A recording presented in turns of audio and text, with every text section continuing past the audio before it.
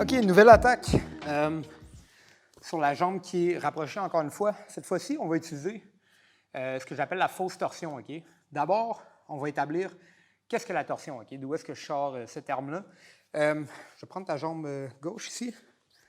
Si j'ai la jambe de Yanis à l'extérieur, puis que je fais une torsion vers l'intérieur ici, puis que je ferme ma figure de 4, c'est un peu comme Ashigarami croisé, mais avec la jambe à l'extérieur. OK?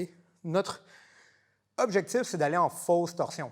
La raison pour qu'on l'appelle comme ça, c'est que ma jambe va aller à l'intérieur, comme vous avez vu, mais la jambe de Yanis va être prise un peu différemment. OK? Ça va être pris comme si j'avais mes deux jambes à l'intérieur ici, puis c'est ma main qui remplace ma jambe intérieure.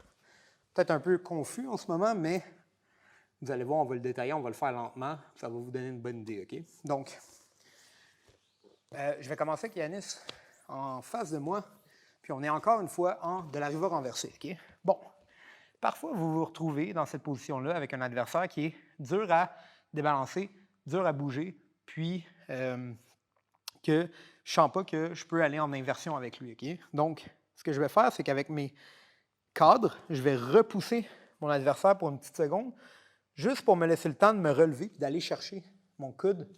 Fais une rotation à 45. Ouais, mon coude à l'intérieur de son genou. OK? Je vais joindre mes mains puis je vais le ramener vers moi. Du moment que je le ramène, je vais lancer ma jambe extérieure vers l'intérieur et je vais mettre un crochet ici derrière la jambe. Ça, c'est ma torsion. OK? Là, Yanis, plus il va mettre de poids devant moi, vers moi plutôt, plus ça va être facile pour moi d'aller en inversion en dessous.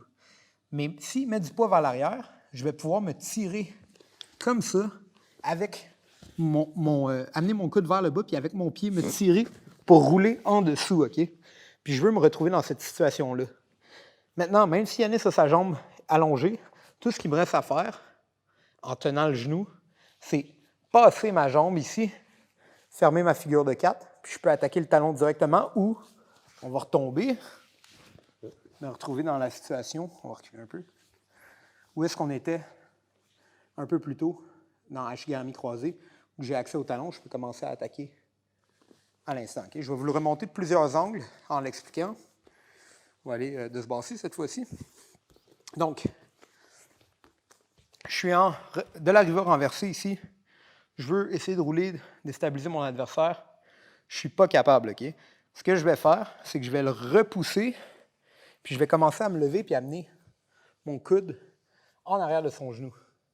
Mes mains vont se lier ensemble, puis je vais lancer ma jambe à travers, puis j'ai un crochet derrière ici. OK?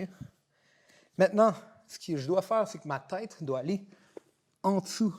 Donc, je veux me tirer en dessous de mon adversaire, puis ce crochet-là amène le poids de Yanis sur ses mains, puis je peux rouler en arrière de lui. OK? À partir d'ici, c'est facile pour moi de libérer ma jambe, puis je peux fermer mes jambes. Puis regardez bien, OK? J'ai accès au talon directement. Si Yanis reste ici, je peux juste accéder au talon, commencer à l'attaquer. Pour ceux qui sont plus avancés et qui connaissent le 50-50 renversé, une autre belle option, c'est changer mes pieds de côté puis commencer à accéder le talon. Là, j'ai une finition des plus puissantes où que je peux finir une belle clé de talon ici. OK? On va le voir une dernière fois, la fausse torsion. Petit angle comme ça. Ouais. Je suis ici devant Yanis.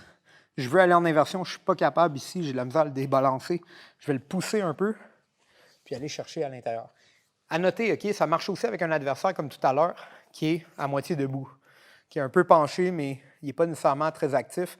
Je peux me lever puis aller chercher mes mains ensemble. OK? À partir d'ici, je vais juste lancer mon pied à l'intérieur, puis commencer à rouler, retrouver en arrière de mon partenaire. Tout ce qui me reste à passer, c'est ma jambe extérieure, puis venir fermer une figure de 4. Je peux aller en Ashigarami croisé, où je suis en ce moment, ou aller en 50-50 renversé. Fais une rotation. Pas facile.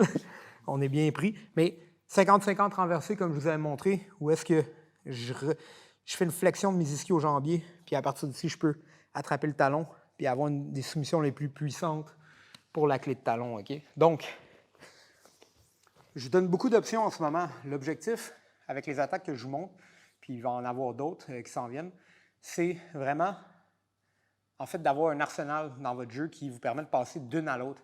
Parce que, je le répète, de l'arriva renversée, c'est une garde qui est active, qui est dynamique. Vous devez débalancer, bouger votre adversaire, puis lui, il va vous donner des réponses aussi. Vis-à-vis les réponses ou les débalancements que vous faites, vous allez pouvoir improviser, de passer d'une à l'autre. Plus vous avez d'outils, plus vous avez des attaques, plus ça vous permet de passer, puis finalement rentrer dans une soumission, probablement la finir ou au moins renverser votre partenaire puis aller par-dessus. Il y a toujours l'option, OK, quand je vous montre des clés de jambes, vous avez toujours l'option, une fois que vous atterrissez, de commencer à vous relever.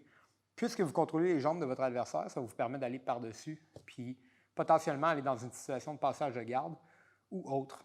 Donc, c'est vraiment à vous de connecter un peu ces systèmes-là ensemble.